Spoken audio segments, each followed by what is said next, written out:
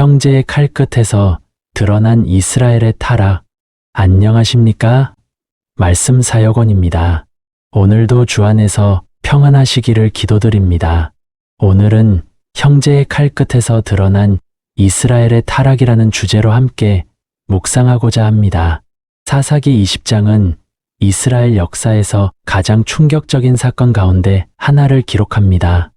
이 장면은 단순한 전쟁 이야기가 아니라 이스라엘의 도덕적 붕괴와 신앙적 혼란을 보여주는 비극적 기록입니다.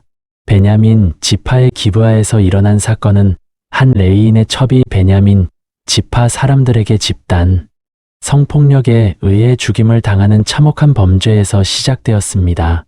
이 사건은 개인의 범죄를 넘어 이스라엘 전체를 뒤흔드는 문제로 확산되었습니다.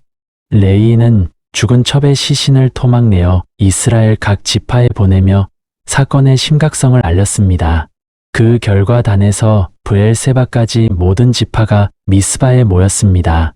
이는 사실상 전 이스라엘의 공의회였습니다.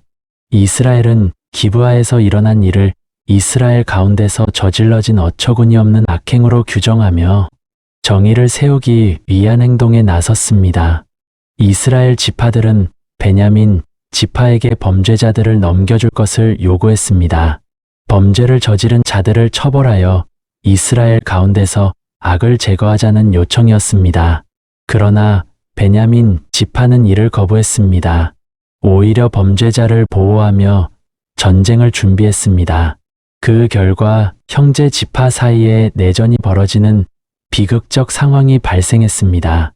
전쟁의 규모는 압도적이었습니다. 이스라엘은 40만 명의 군대를 동원했고 베냐민은 약 2만 6천 명의 병력을 모았습니다. 그러나 놀랍게도 전쟁 초반 결과는 이스라엘의 패배였습니다. 첫날 전투에서 2만 2천 명이 전사했습니다. 둘째 날에도 1만 8천 명이 쓰러졌습니다. 수적으로 우세한 이스라엘이 연이어 패배한 것은 중요한 신학적 메시지를 던집니다. 정의를 주장한다고 해서 곧 하나님의 뜻을 온전히 따르는 것은 아니라는 사실입니다. 패배 이후 이스라엘은 베델로 올라가 금식하며 하나님께 묻기 시작했습니다. 그들은 단순히 승리를 구하지 않았습니다. 우리가 다시 싸우러 나가야 합니까? 라는 질문을 하나님께 드렸습니다. 이 질문 속에는 인간의 판단이 아니라 하나님의 뜻을 구하려는 신앙적 태도가 담겨 있습니다. 셋째, 날 하나님은 승리를 약속하셨습니다.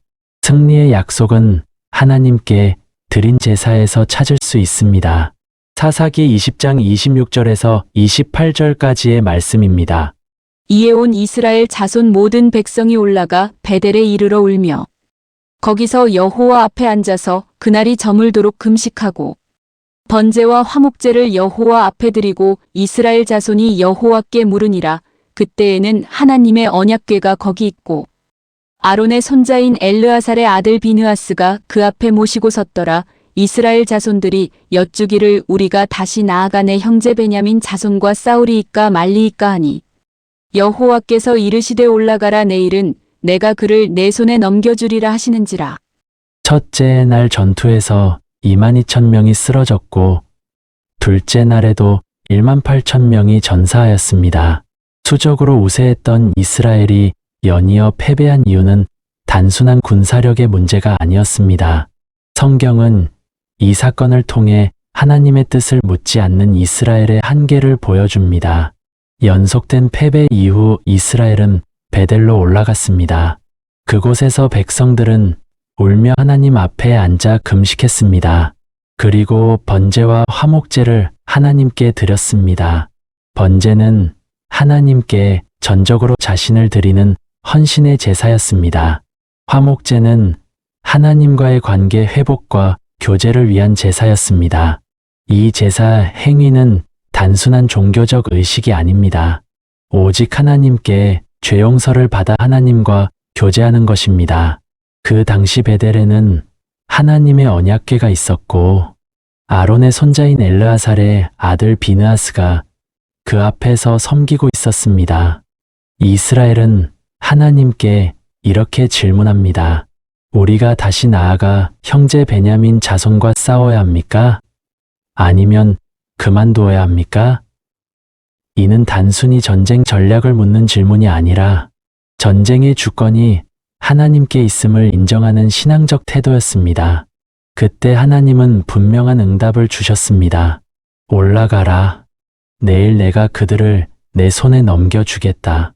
이후 셋째 날 전투에서 이스라엘은 베냐민을 무너뜨리게 됩니다. 이는 단순한 전쟁이 아니라 하나님의 거룩을 보여주는 거룩한 전쟁이었습니다. 이 전쟁은 하나님의 적으로 둔갑당한 베냐민 지파에 대한 하나님의 준엄한 심판이었습니다. 셋째 날 전쟁에서는 이스라엘은 매복 전략을 통해 결국 베냐민을 무너뜨렸습니다. 전쟁의 결과 베냐민 지파는 거의 멸절 상태에 이르렀습니다. 수많은 용사들이 죽고 단 600명만이 살아남아 윗몸 바위로 도망쳤습니다. 이 사건은 결국 한 도시의 범죄가 한 지파의 몰락으로 이어지는 비극을 보여줍니다. 사사기 20장은 당시 이스라엘 사회의 영적 상태를 적나라하게 드러냅니다. 사사기 마지막에서 반복되는 말처럼 그때 이스라엘의 왕이 없으므로 사람이 각기 자기 소견에 옳은 대로 행하였다. 였습니다. 하나님의 통치가 무너진 사회는 결국 도덕적 무질서와 폭력으로 치닫게 됩니다. 사사기 20장은 형제의 칼끝이 서로를 향하는 비극을 기록하고 있습니다. 그러나 그 비극 속에서 성경은 분명한 교훈을 전합니다. 교회가 하나님의 통치를 잃어버릴 때 정의도 질서도 무너진다는 사실입니다. 단순히 인간적인 방법으로 정의를 구현하려고 할 때 이스라엘이 패배한 것과 같습니다. 오직 하나님께 드린 제사를 통해 심판과 구원하시는 하나님의 구속의 진리를 깨닫게 될 때 역사가 일어났습니다. 결국 교회를 바로 세우는 힘은 인간의 힘이 아니라 예수 그리스도 안에서 하나님 앞에 회개와 순종에 있습니다. 교회 분쟁은 하나님의 정의를 위한다고 하지만 그것은 자신들의 욕망 분출을 위한 수단에 불과합니다. 이스라엘이 왜 패배했고 그 패배의 쓰라림 속에서 어떻게 다시 승리했는지를 묵상할 수 있기를 바랍니다. 이상은 말씀 사역원의 말씀이 사역하게 하라였습니다. 말씀 사역원은 매일 한 편씩 말씀 묵상을 위한 영상을 제작합니다. 감사합니다.